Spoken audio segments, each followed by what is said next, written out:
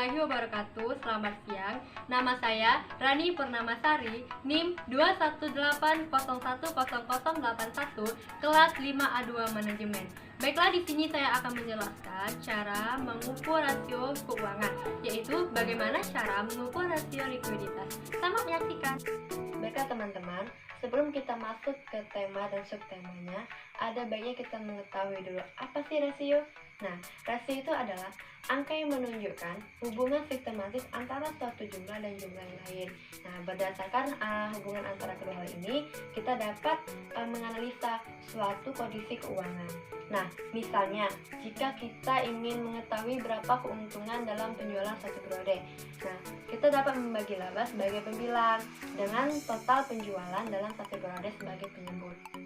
Setelah kita mengetahui apa itu rasio, kita juga akan mengetahui apa itu likuiditas. Likuiditas itu adalah kemampuan perusahaan dalam memenuhi kewajiban jangka pendeknya. Dalam arti lain, likuiditas ini adalah kemampuan seseorang atau perusahaan untuk memenuhi kewajiban atau usaha yang segera harus dibayar dengan harta lancanya. Nah, kita dapat simpulkan, rasio likuiditas itu adalah perbandingan aktiva lancar dengan kewajiban lancar, yaitu rasio yang menunjukkan kemampuan perusahaan dalam memenuhi kewajiban atau membayar hutang jangka pendeknya. Baiklah, saya akan membahas yaitu bagaimana cara mengukur rasio likuiditas. Nah, rasio likuiditas ini sendiri terbagi menjadi 3 macam.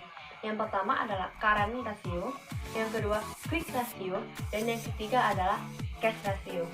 Nah, kita akan membahas satu persatu, dan yang kita bahas yaitu yang pertama adalah current ratio. Current ratio adalah perbandingan antara aktiva lancar yaitu current asset dengan utang lancar yaitu current liabilities. Nah, rasio ini menunjukkan kemampuan perusahaan untuk membayar utang lancar dengan aktiva lancar. Nah, adapun rumus dari current ratio ini adalah aktiva lancar dibagi dengan utang lancar. Nah, agar lebih jelas, di sini saya akan menunjukkan video bagaimana cara menghitung yaitu dari current ratio sendiri. Bagaimana mencari quick ratio? Di sini terdapat neraca dari perusahaan dagang Lancar Jaya.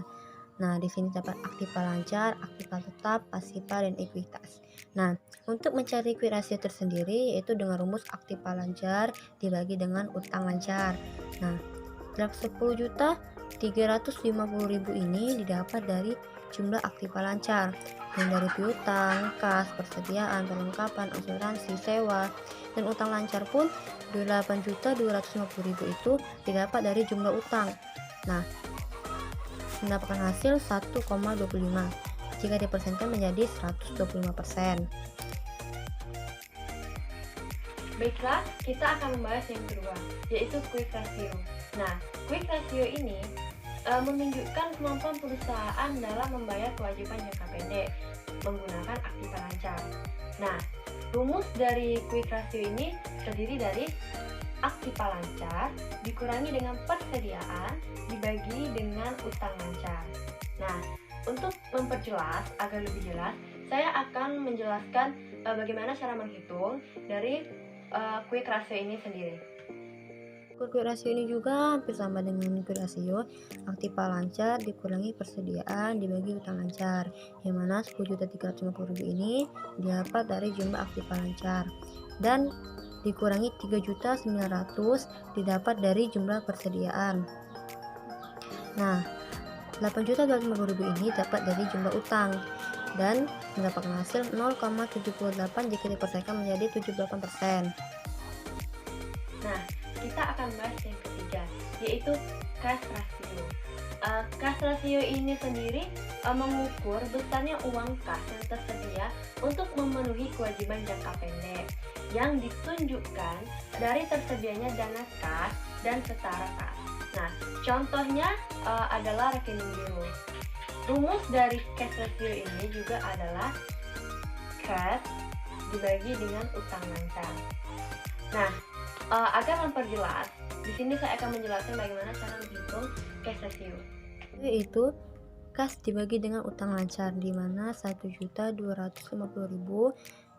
didapat dari kas dan 8.250.000 dapat dari jumlah utang. Nah, mendapatkan hasil 0,15 dan jika dipersenkan menjadi 15%. Baiklah, itu penjelasan dari saya. Semoga dapat bermanfaat bagi kita semua. Mohon maaf apabila terdapat kekurangan.